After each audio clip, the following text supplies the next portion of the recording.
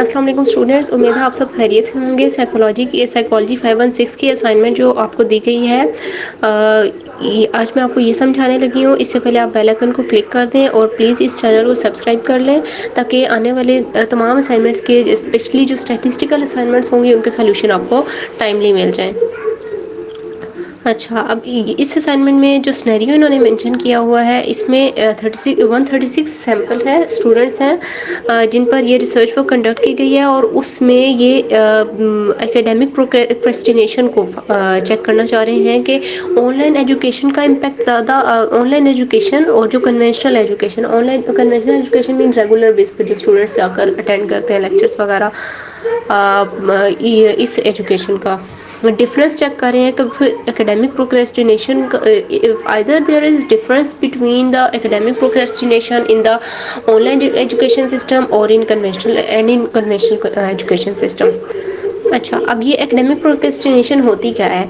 इसका मतलब है कि असाइनमेंट स्टूडेंट्स असाइनमेंट अटेम्प्ट करने में जो डिले करते हैं, इसका मतलब ये है असाइनमेंट्स क्विज वगैरह जो होते हैं, इनमें जब डिले करते हैं student, this is called academic procrastination.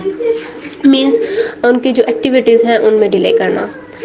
तो अब इसमें इन्होंने क्वेश्चन पूछा है कि जो इस स्टडी के रिजल्ट्स हैं, आप ये बताएं कि ये सिग्निफिकेंट है या फिर इनसिग्निफिकेंट है, देयर इज सिग्निफिकेंट डिफरेंस और नॉट। ठीक है। और सेकंड क्वेश्चन इनका है कि इस जो रिजल्ट्स हैं इनको आपने एपीए फॉर्मेट में भी रिपोर्ट करना है। APA means American psychological association, इस फॉर्मेट में भी आपने इसको रिपोर्ट करना है। तो मैं आपको ये दोनों चीज़ें समझाती हूँ अभी। अच्छा, अब जो इस अच्छा स्टूडेंट्स, अब इसमें आप इस टेबल में जो फर्स्ट टेबल है, इसमें आप देख सकते हैं ऑनलाइन एजुकेशन और कन्वेंशनल एजुकेशन, ये दोनों मेंशन है और इसके आगे एन लिखा है। N means sample size, means online वो स्टूडेंट्स जिन्होंने जो ऑनलाइन एजुकेशन गेन कर रहे हैं उसका इन्होंने 86 सैंपल लिया है, 86 स्टूडेंट्स पर लेकर उन पर एनालिसिस किया और उनसे डाटा कलेक्ट करके और फिर उस पर एनालिसिस किया। और फिर जो कन्वेंशनल है, इसमें इन्होंने 50 स्टूडेंट्स लिए हैं, 50 स्टूडेंट्स थे और इनके आगे इनके मेन और एस्टेज आए। मेन और एस्टेज का मतलब है लेवल ऑफ एकेडमिक प्रोक्रेस्टिनेशन का एक क्वेश्चनर था, उस पर इन्होंने स्कोरिंग करवाई और उसके अकॉर्डिंगली जो मेन स्कोर आया है for the online education system, level of academic procrastination in online education system, it is 101.17 और स्टैंडर्ड डेविएशन इज़ 9.38 और जबकि कन्वेंशनल का है 96.38 और 10.429 इज़ द स्टैंडर्ड डेविएशन। अच्छा स्टूडेंट्स, अब इसमें आप इस टेबल में जो फर्स्ट टेबल है, इसमें आप देख सकते हैं ऑनलाइन एजुकेशन और कन्वेंशनल एजुकेशन, ये दोनों मेंशन है और इसके आगे एन लिखा है। N means sample size, means online वो स्टूडेंट्स जिन्होंने जो ऑनलाइन एजुकेशन गेन कर रहे हैं उसका इन्होंने 86 सैंपल लिया है, 86 स्टूडेंट्स पर लेकर उन पर एनालिसिस किया और उनसे डाटा कलेक्ट करके और फिर उस पर एनालिसिस किया। और फिर जो कन्वेंशनल है, इसमें इन्होंने 50 स्टूडेंट्स लिए हैं, 50 स्टूडेंट्स थे और इनके आगे इनके मेन और एस्टेज आए। मेन और एस्टेज का मतलब है लेवल ऑफ एकेडमिक प्रोक्रेस्टिनेशन का एक क्वेश्चनर था, उस पर इन्होंने स्कोरिंग करवाई और उसके अकॉर्डिंगली जो मेन स्कोर आया है for the online education system, level of academic procrastination in online education system, it is 101.17 और स्टैंडर्ड डेविएशन इज़ 9.38 और जबकि कन्वेंशनल का है 96.38 और 10.429 इज़ द स्टैंडर्ड डेविएशन। अब आपको स्टैटिस्टिकली सिग्निफिकेंट रिजल्ट्स का कैसे पता चलेगा? सबसे पहले ये जो आपका सेकंड टेबल बना हुआ है, इसमें देखना है आपने Levene test for equality of variances. इसका जो रिजल्ट है, इसमें एफ की वैल्यू गिवन है और इसके आगे सिग्निफिकेंट वैल्यू मेंशन है 0.389। आपने सबसे पहले तो ये Levene test for equality of variances, इसकी सिग्निफिकेंट वैल्यू चेक करनी होती है। 0.389 है। अगर ये 0.05 से कम हो तो फिर आप इसकी सेकंड वाली जो रो है उसके रिजल्ट्स देखते हैं, ठीक है। लेकिन अब ये देखें, आप 0.05 से ग्रेटर है, इसलिए आपने इसी वाली रो के रिजल्ट्स में से आपने देखना है। इससे से आगे टी वैल्यू मेंशन है, टी से आगे डी एफ है, it is the degree of freedom, और इससे आगे सिग्निफिकेंट टू टेल वैल्यू है। ये जो सिग्निफिकेंट टू टेल वैल्यू है, इससे हमें पता चल रहा है रिजल्ट सिग्निफिकेंट है या नॉन सिग्निफिकेंट है। अब इसमें 0.007 इज़ द पी वैल्यू, हम इसको पी वैल्यू कहते हैं, ठीक है। Significant value two tail T test, इसमें हम पी वैल्यू को कहते हैं 0.007।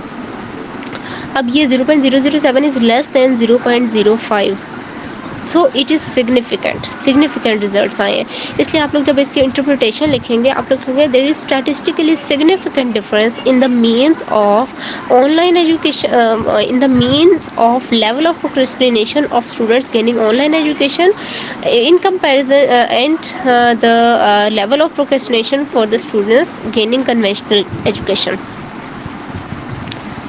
तो इससे तो आपको पता चल गया सिग्निफिकेंट है या नॉन सिग्निफिकेंट रिजल्ट है, ये स्टैटिस्टिक, ये सिग्निफिकेंट वैल्यू है, ठीक है।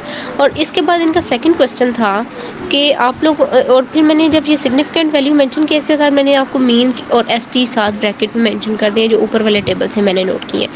और फिर इसके बाद अब सेकंड जो क्वेश्चन था वो ये था कि आपने एपीएफ फॉर्मेट में इसको शो करना है, एपीएफ फॉर्मेट में इसको रिपोर्ट करना है रिजल्ट को, ठीक है। एपीएफ फॉर्मेट में रिपोर्ट करने का तरीका होता है कि आप ये जो बिल्कुल मैंने सेकंड पैराग्राफ में मेंशन किया है, लास्ट पैराग्राफ में मेंशन किया है, this is the way that how to write the results in APS style format. तो इसमें आप क्या करते हैं, सबसे पहले बताएं there is statistically significant difference in the mean scores of level of procrastination in the student in the level of procrastination of the students gaining online education versus conventional education। और इसके साथ आप साथ मीन और S T plus minus करके mention कर दें, जो मैंने ब्रैकेट में मेंशन किया। और फिर लास्ट में हम टी लिखते हैं, टी के आगे ब्रैकेट में हम लिखते हैं जो डिग्री ऑफ फ्रीडम है उसकी वैल्यू। इसमें मैंने टी के आगे ब्रैकेट में 134 लिखा है, जो सेकंड टेबल में डी एफ जो लिखा हुआ है it is degree of freedom 134 मैंने मेंशन किया, इज इक्वल टू उसके आगे हम टी की वैल्यू पुट करते हैं 2.757। एंड कंडीशंस इसके साथ ये कंडीशंस होती हैं बेसिकली। आखिर में स्टूडेंट्स मैं आपको एक और बता दूँ, जो मैं स्टार्ट में बताना भूल गई कि ये जो सैम्पल कलेक्ट किया, डाटा कलेक्ट हुआ 136 स्टूडेंट्स का, इस पर 2 सैम्पल इंडिपेंडेंट टीचर्स लगा हुआ है। जब हम 2 ग्रुप्स बनाएं, हमारे पास 2 इंडिपेंडेंट ग्रुप्स हों, जिस तरह यहाँ पर एक ऐसा ग्रुप है स्टूडेंट्स का जो ऑनलाइन एजुकेशन ले रहा है और सेकंड ग्रुप है जो कन्वेंशनल एजुकेशन ले रहा है। तो यहाँ पर 2 ग्रुप्स हैं हमारे पास और दोनों इंडिपेंडेंट ग्रुप्स हैं, ना ही ऑनलाइन एजुकेशन वाला कन्वेंशनल एजुकेशन वाले पर डिपेंड कर रहा है, ना ही कन्वेंशनल वाला ऑनलाइन पर डिपेंड कर रहा है।